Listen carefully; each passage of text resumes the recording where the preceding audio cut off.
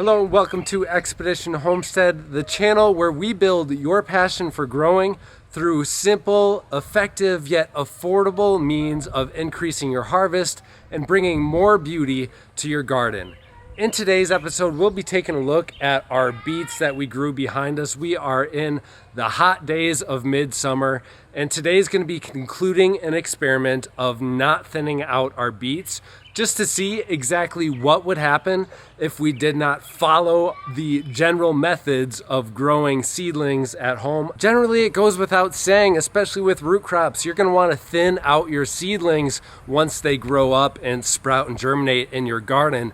But what exactly is going to happen if you don't do that? Let's find out.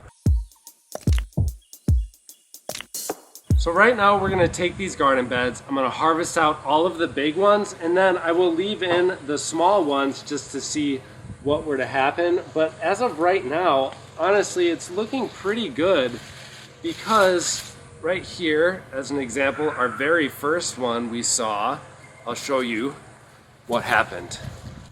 Here is our beet that we harvested, and then right next to it was this little baby beet that obviously had too much competition from this big boy and just didn't make it. So it kind of like naturally thinned itself out in this way. So first one looks good. Let's keep going along the garden. We got another real nice sized beet, just about 4 inches away from the other one, which is what we would have expected if we had thinned out our seedlings. There we go. Now we're having some problem childs. So in this area, the beets are a little bit smaller, but they're still definitely harvestable. I've got to get them out of the ground at this point because they're going to start to wooden up a little bit. They'll get real woody and chewy, and you don't want that. But pretty decent. Eric, can you show them? You can go ahead and pull it out. Can you get all those?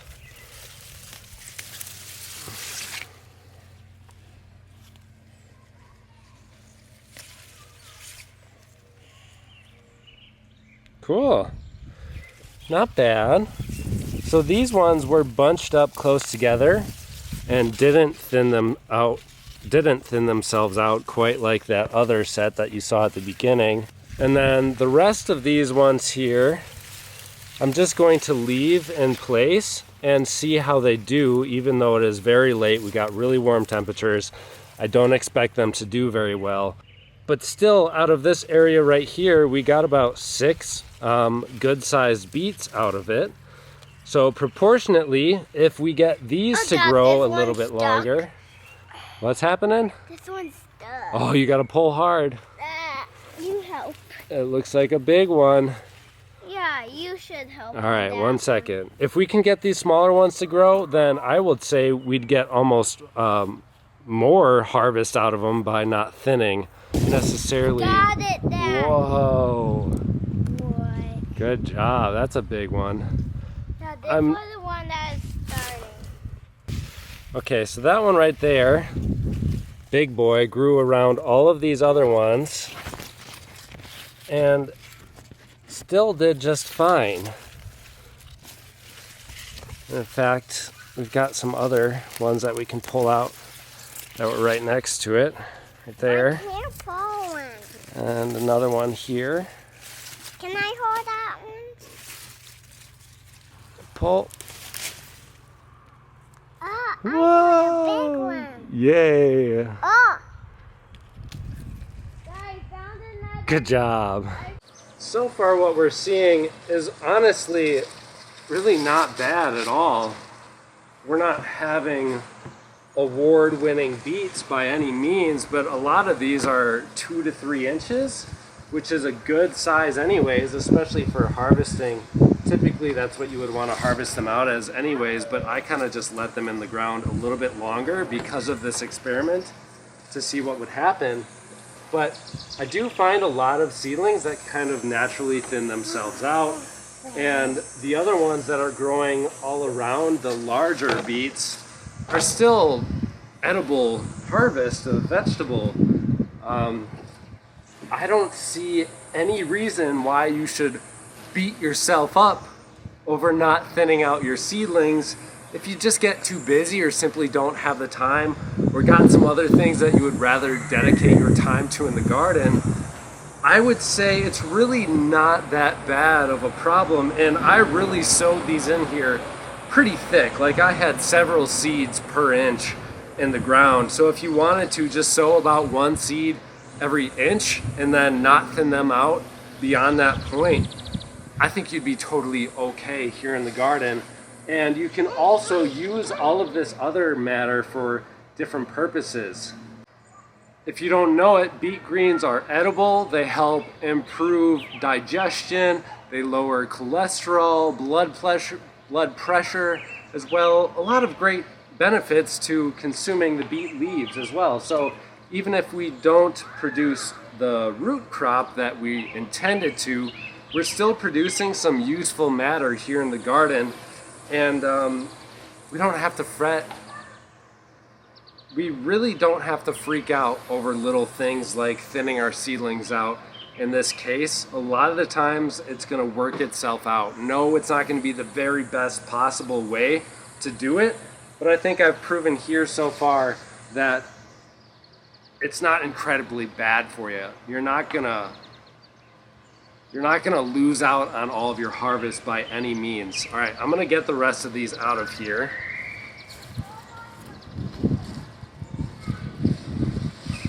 And this was also our bumper succession crop of beets. So we did grow a early season crop before this one here, and those did very, very well. That's why here later in the season I was kind of not expecting a whole lot, which is why I wanted to do this experiment in the first place. And so far it's been a success. Like, we got a lot of nice vegetables coming from here. And it didn't take any extra time for me, which was huge. So all we did was come out here and sow the seeds, and I haven't touched them ever since. So right here is proof that despite that small little area we had that we harvested out, and despite not thinning out the seedlings, we still got lots of incredible root harvest here from the beets, and it can definitely be done. Set those down and tell you the lesson of today's video is that gardening does not have to be perfect. Our methods don't have to be perfect. Our soil should be living and fruitful and well fertilized with compost and manure and organic material. If you don't know about that, follow me and subscribe to the channel, because we've got tons of videos about how to build up your soil and how we do that. It's an incredible process. It's very easy to do as well.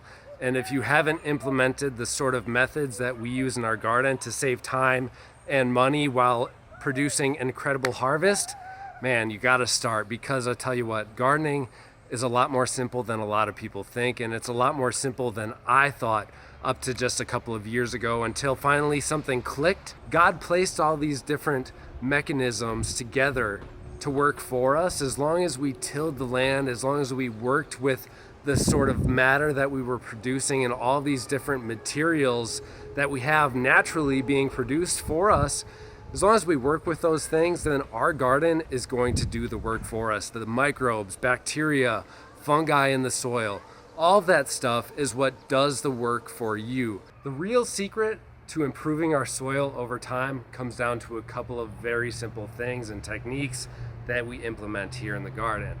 It starts with the wood chips that we've got constantly degrading into the soil over time.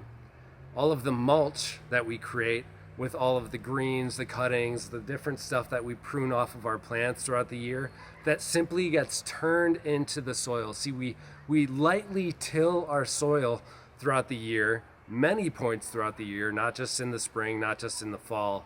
We do this constantly throughout the year. We till in the green, organic, vegetative matter that we've been producing in the garden and can't use elsewhere. We create living soil with that. As that green matter is broken down, it produces carbon, nitrogen, phosphorus, magnesium, all sorts of different mineral contents as well as being broken down in the soil. The microbes feed on that, the bacteria feeds on that, and the fungi also eats that. In turn, that is producing the actual soluble minerals and nutrients that our plants need and feed upon in order to then feed us back. See, it's just this constant loop, this system that is rotating itself, and becoming just one with this whole system is really simple and something that we've kind of turned away from in our modern day era of gardening. I know some of you are saying it, I've still got raised beds, I'm not growing in the native soil. We did get a bunch of incredible organic soil dropped here in its place last year. Yes, eventually over time I will be getting rid of raised beds. We will be moving out to our homestead property, and I'm going to show you exactly how to implement all of these techniques outside of a raised bed garden. It's essentially all of the same thing, but the raised beds are just a way to bring us some nice aesthetics here in the garden, in the backyard, for when we plan on selling this place. Eventually we want it to look really nice, and people just like the look of raised beds. You don't have to grow in raised beds. In fact, I think there's better ways to grow in the ground than there is to grow in raised beds specifically. They're kind of a hindrance in some areas and aspects. They use up more space, they get hotter, and they use up more water because they dry out quicker. So for that reason, raised beds can be convenient, but can be more labor intensive when it comes to gardening compared to growing in the native soil. But like I said, eventually over time, we're going to be growing in the native soil as well, and still showing you how to build that living soil that you need to produce an abundant garden in that scenario as well. So through those methods, we can reduce our time in the garden, and I greatly express that on the channel here.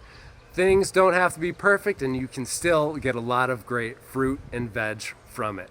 Happy gardening. Hope to see you in the next episode. Thank you so much for tuning in to today's video. Give us a thumbs up if you enjoyed today's content or even found it entertaining and hopefully learned a little bit. We'll see you in the next one.